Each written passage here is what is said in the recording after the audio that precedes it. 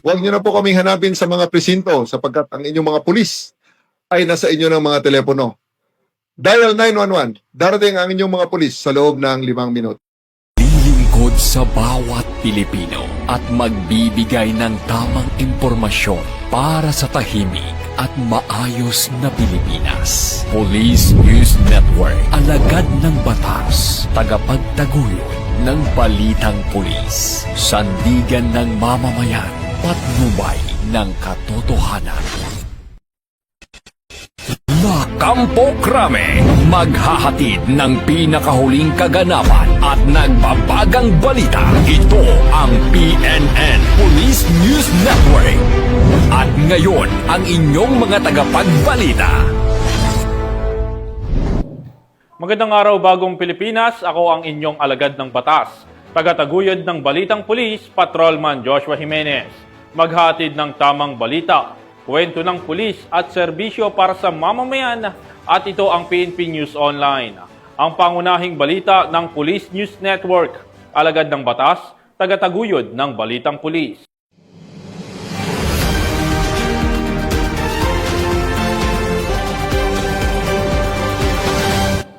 Ngayon ay araw ng Sabado at narito ang mga balitang nakalap ng ating mga PNN correspondents sa loob ng linggong ito.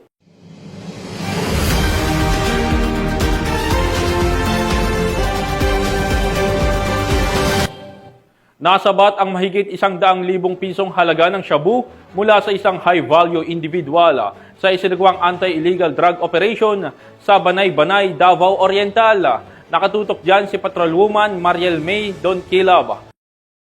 Isang matagumpay na operasyon laban sa illegal na droga ang isinigawa ng mga otoridad sa Barangay Poblasyon, Banay-Banay, Davao Oriental, kung saan naaresto ang itinuturing na top 7 high-value individual ng Davao Oriental at nasamsam ang hinihinalang shabu na nagkakahalaga ng tinatayang 122,400 pesos. Ang sospek ay kinilala sa alias na Ta, 41 anyos, isang magsasaka at residente ng Purok Malipayon, Barangay Kanganganan sa parehong bayan. Dakong 1:35 ng madaling araw noong ika-9 ng Agosto taong kasalukuyan, sinimulan ang bypass operation ng pinagsanib na pwersa ng Drug Enforcement Unit ng Banay-Banay Municipal Police Station sa pamumuno ni Police Lieutenant Pitts Gerald G. Gesta, katuwang ang Davao Oriental Provincial Drug Enforcement Unit, Provincial Intelligence Unit. Sa operasyon ay nakumpiska mula sa sospek ang 5 sachet ng hinihinalang shabu na may kabuang timbang na humigit kumulang 18 grams. Kasalukuyang nakakulong ang sospek sa Banay-Banay Municipal Police Station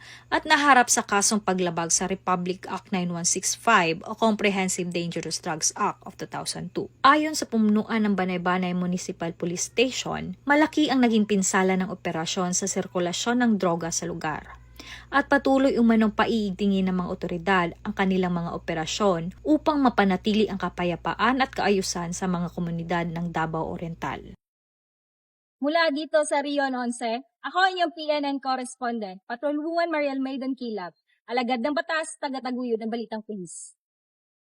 Maraming salamat, Patrolwoman Don Kilab. Nasa kote ang 4 na drug suspect sa ikinasang bypass operation ng kapulisan sa Estancia, Iloilo matapos makumpiskahan ng 280 gramo ng umano'y shabu. Ang report mula kay Patrolwoman Lynette Sablon.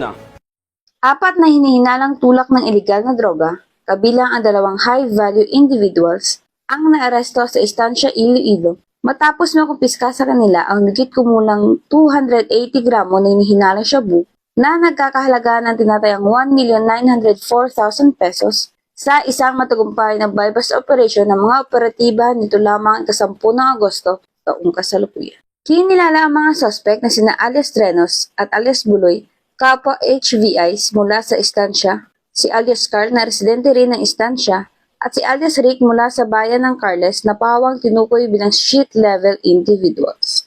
Na-recover mula sa kanilang pag-iingat ang 10 sachet na hinihinalang shabu, bypass money at iba pang non-drug items. Pinangunahan ang operasyon ng Iloilo Police Provincial Office, Provincial Drug Enforcement Unit na pinangunahan ni Police Major Dachi de Lima kasama ang Estancia Municipal Police Station, 2nd Iloilo Police Mobile Force Company at Provincial Intelligence Unit. Kasong paglabag sa Republic Act 9065 o Comprehensive Dangerous Drugs Act of 2002 ang isasampa laban sa mga suspect na kasalukuyan nang nasa kusdiyan ng pulisya para sa tamang disposisyon. Muling pinatunayan ng Philippine National Police na sa kanilang mahigpit na pagbabantay at walang humpay na operasyon, ligtas at protektado ang mamamayan laban sa banta ng iligal na droga tungo sa ating bagong Pilipinas.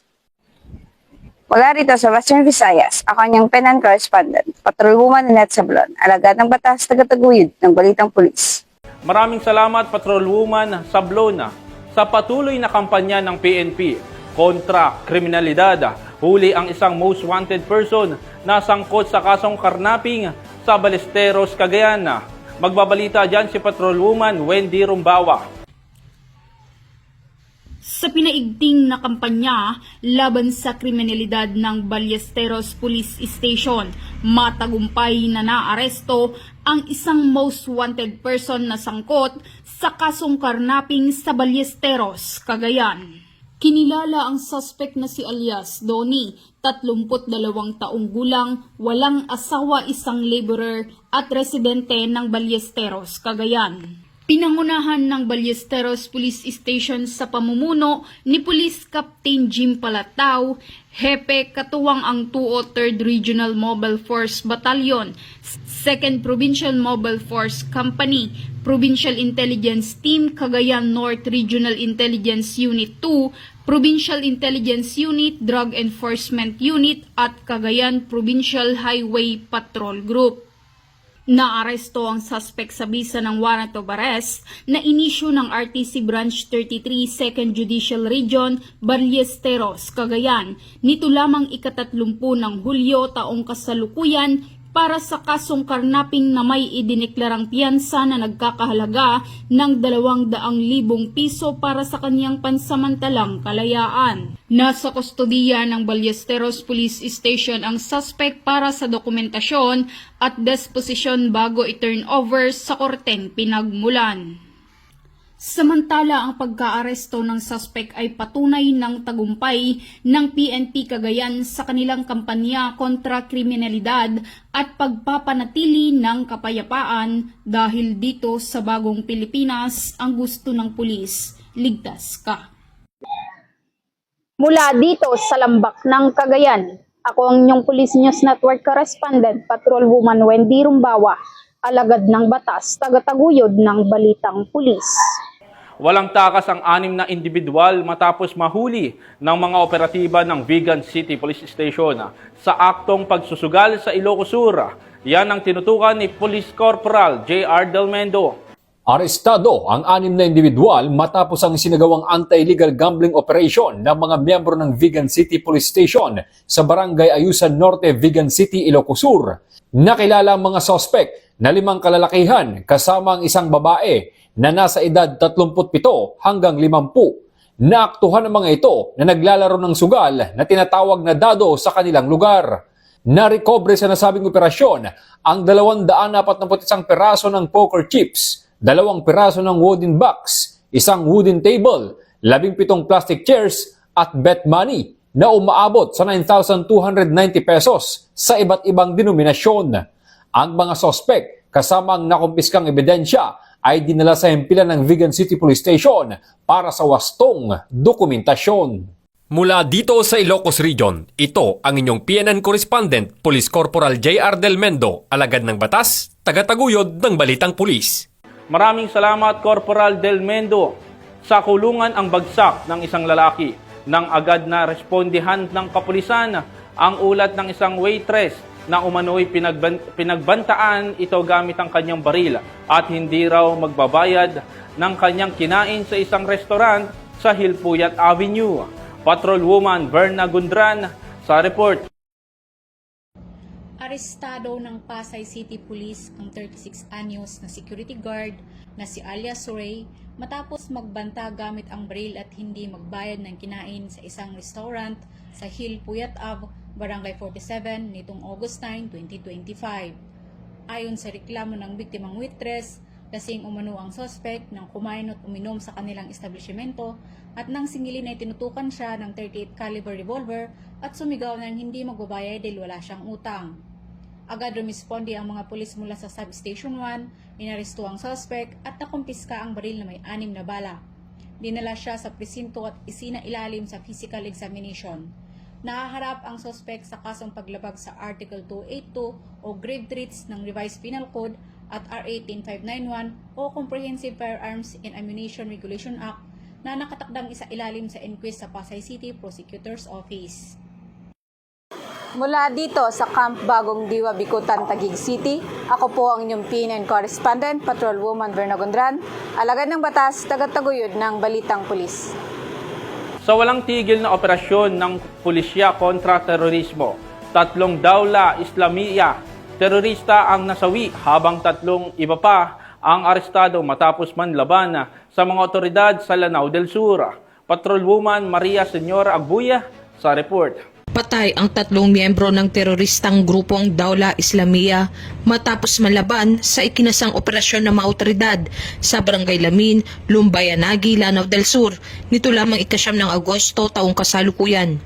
Kinilala ni Police Brigadier General Jason C. D. Guzman, Regional Director ng PROBAR, ang mga nasawi na sina alias Muhammad, alias Abdullah at alias Nahara, na pawang may mga kinakaharap na high-profile criminal cases sa iba't ibang korte sa Iligan City, Lanao del Sur at Marawi City.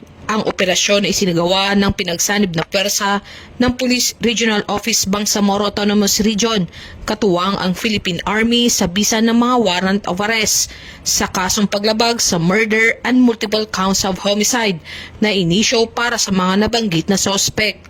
Samantala, nasa kustodiya na ng mga otoridad ang 3 pang naarestong kasamahan ng mga sospek na sina alias Fahad, alias Norhan at alias Asnawi matapos tangkaing tumakas sa lugar. Na-recover ng mga operatiba ang ilang assault rifles, mga granada, anti-tank rocket launchers at mga improvised explosive devices mula sa mga terorista.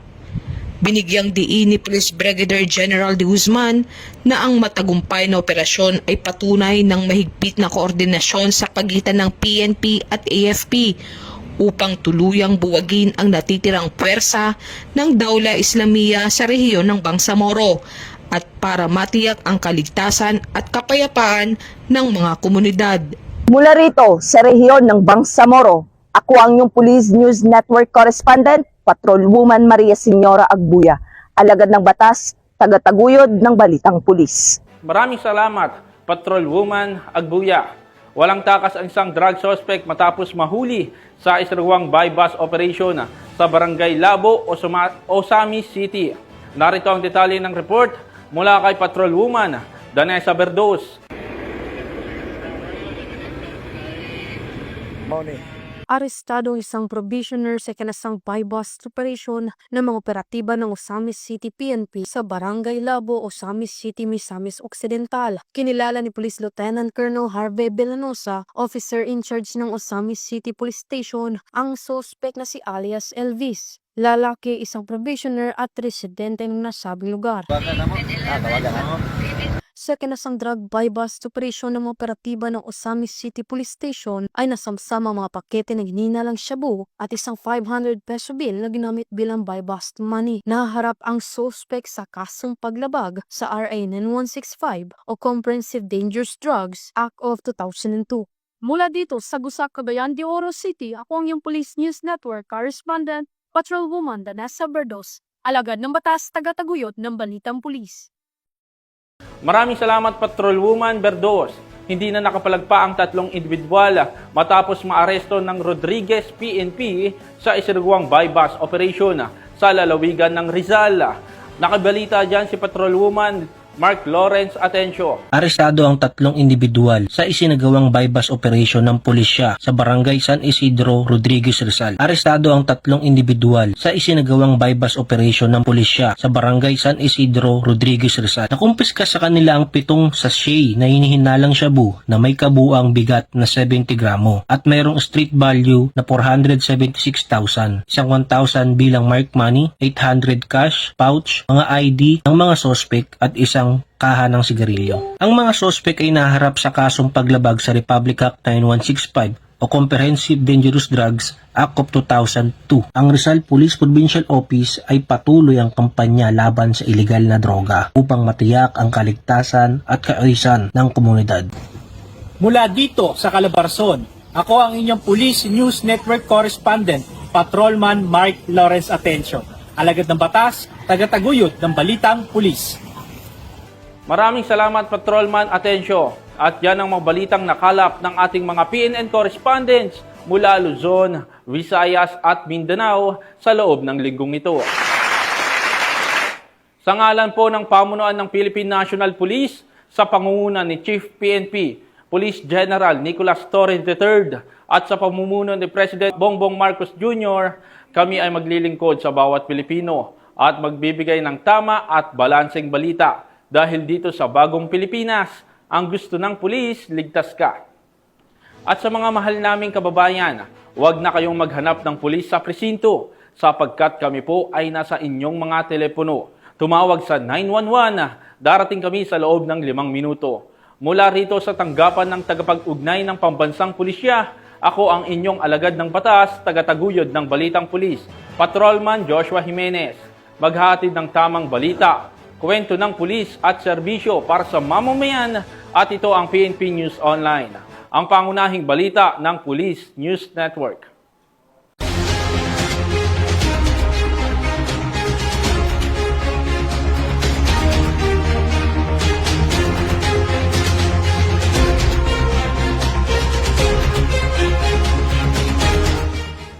Police News Network, alagad ng batas, tagapagtaguyod ng balitang pulis.